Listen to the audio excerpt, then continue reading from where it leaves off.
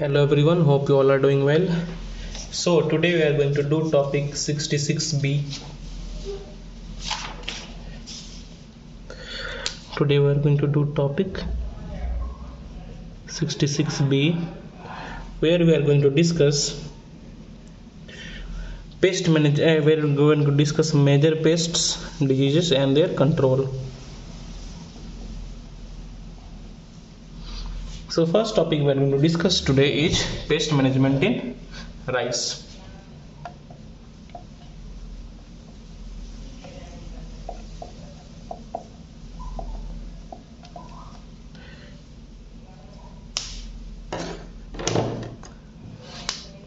So we should all know here that pests in rice causes yield loss of 30%. Pest in rice causes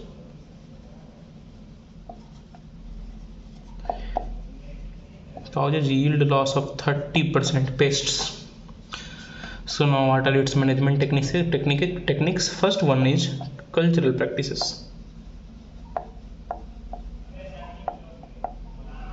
That is, we should have proper planting methods,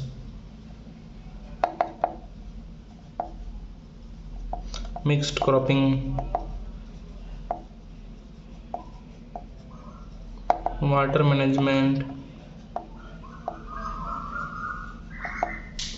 crop rotations,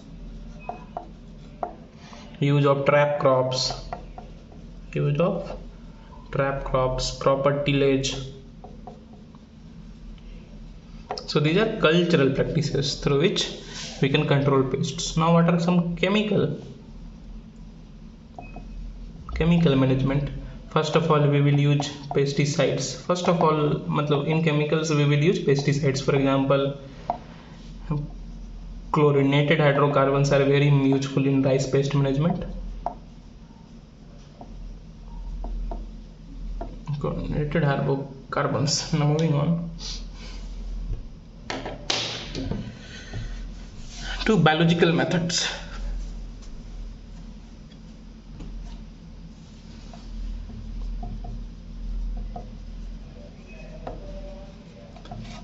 Three biological methods. So first one is use of parasitoids. What parasitoids do? They attack on eggs. They attack on eggs, larvae, pupae of rice leaf fodder.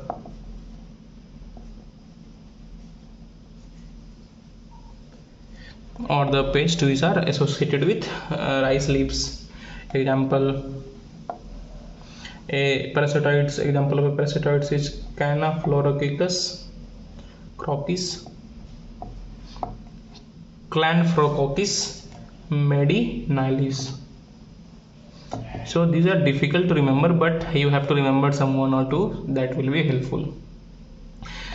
B, you can use number B in biological control. We can use predators. In predators we will include insects, some spiders that attack all stages of rice insects. For example, a spider that can be used is Lycosa pseudoannulata, Lycosa pseudoannulata. And so third, we can use pathogens. That is example fungi, bacteria, virus that attack rice pest. For example, one fungi is commonly used is green muscardine fungus. So this was the pest management in rice. Now moving on to major insect pest of citrus.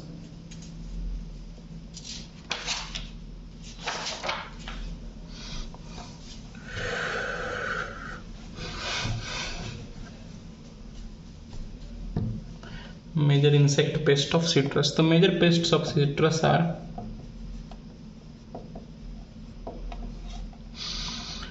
citrus butterfly, leaf miner, black fly, white fly, scilla, citrus scilla, scales, etc. But as here the most important is citrus scilla, as it was asked in previous years also. So we'll discuss in detail about citrus scilla. Its biological name is Scyllidae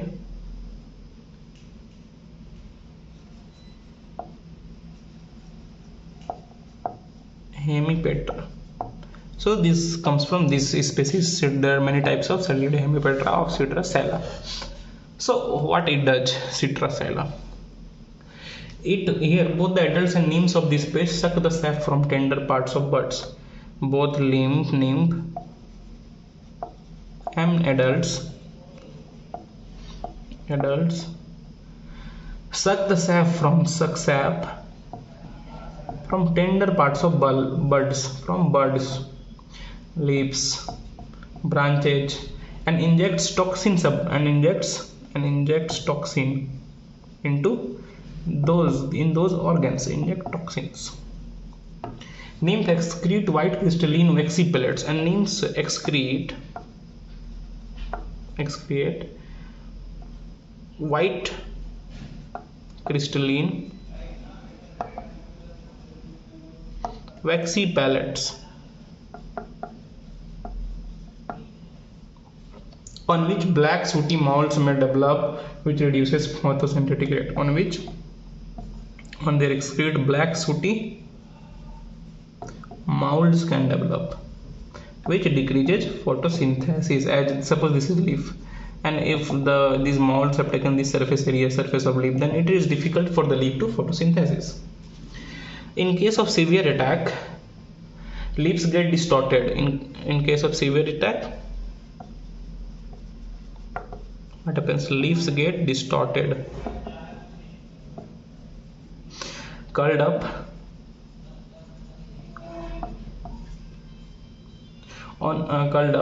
and ultimately fall, resulting in complete defoliation of the plant.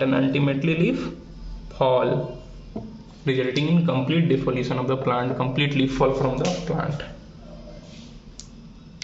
And this pest also acts as a vector of spreading, because as it spreads citrus greening disease. So it also acts as vector. So these were something about the symptoms and how these citrus scilla attacks. Now what are the management of citrus scilla?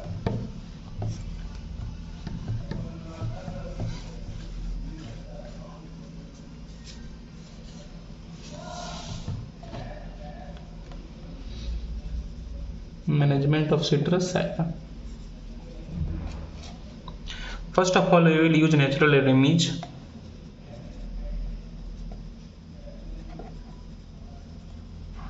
such as species of cochinealids. This cochinealids species acts as a natural enemy of citrus, and we can also use ladybird beetle. You must remember ladybird beetle. It is very important enemy of many pests. Ladybird beetle. This ladybird beetle attacks the nymphs of citrus scilla. This pest can be also checked by spraying the plants with phosphomidone. This phosphomidone, that is 0.025%, and parathion also 0.025%. Also the application of monocrotos at 0.025%, or you can use malathion at 0.03%, or we can use dimethoate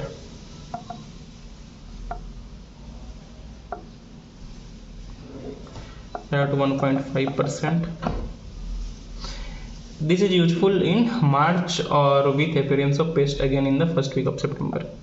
This can be spread in March or when the pest appears in first week of September.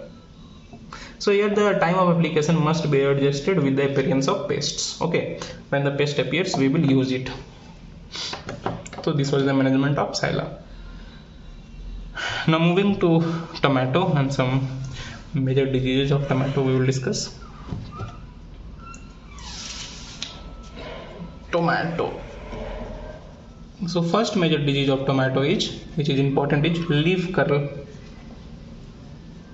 which is caused by tomato leaf curl virus. Tomato leaf curl virus. It is also called as TOLCB. This is tomato leaf curl virus. What are its symptoms? Stunted appearance of plant. There will be stunted.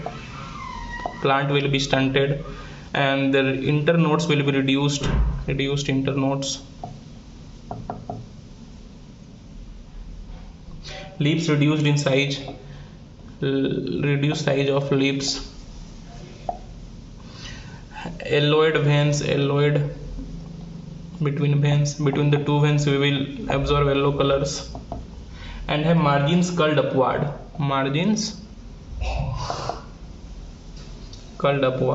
And from this symptom, that curled symptom, it gets the name leaf curl disease, giving them a cup-like experience. And give them cup-like experience. If you see the leaf will look like a cup. Flower may appear, but usually will drop before fruit set. In this what happens, flower may appear in the crop but will drop before fruit set. So these are major symptoms.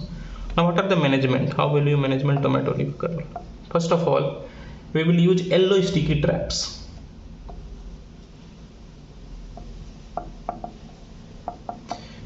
And these to monitor white fly, because white fly acts as a vector of leaf curl virus.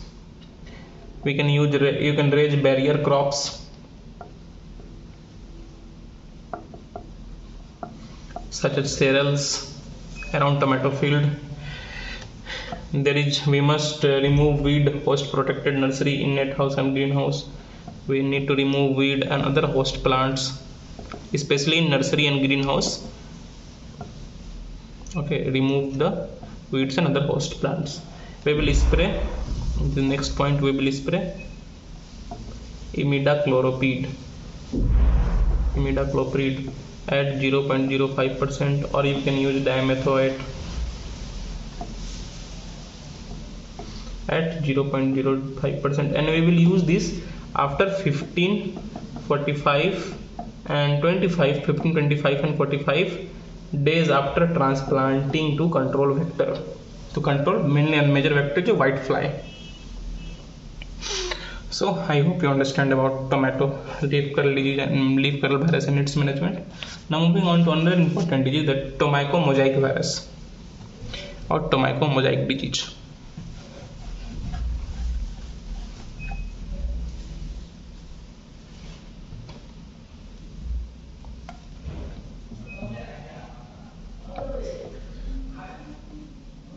It is caused by tobacco mosaic virus, that is TMV. Now what are its symptoms? Its symptoms are light and day green molting of leaves,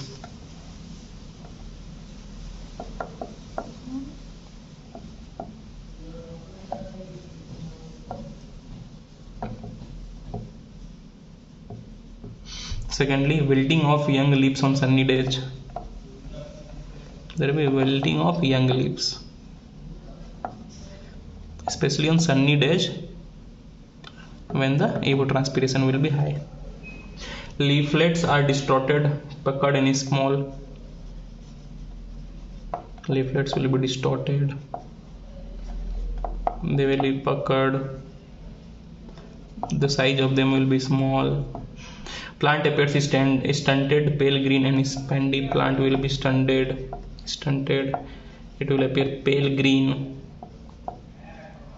and spandy. Virus spreads to contact through touching hand or working labors also. And virus spreads through touching, that is Suppose the laborers are touched one plant which is affected by virus, so virus will will be on the hands, and when the laborers touch the another plant, the virus will be transferred from one plant to another. So this is why through touching, it is, suppose the virus is in this plant, we have touched here, and again we touch this plant, then this virus will move from here to here. So this is how this virus spreads. Now how will we manage this? Use seeds of healthy plant for sowing. First of all, we will use healthy seeds. Secondly, we will soak the seeds in trisodium phosphate.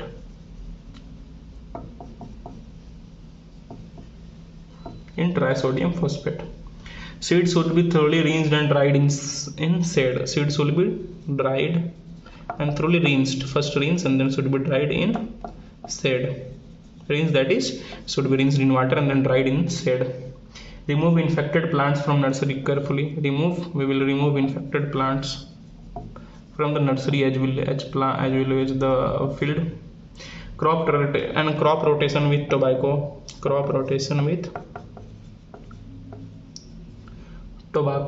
Potato, chili, brinjal, etc. should be undertaken. Crop rotations with these crops reduces the tobacco mosaic virus attack.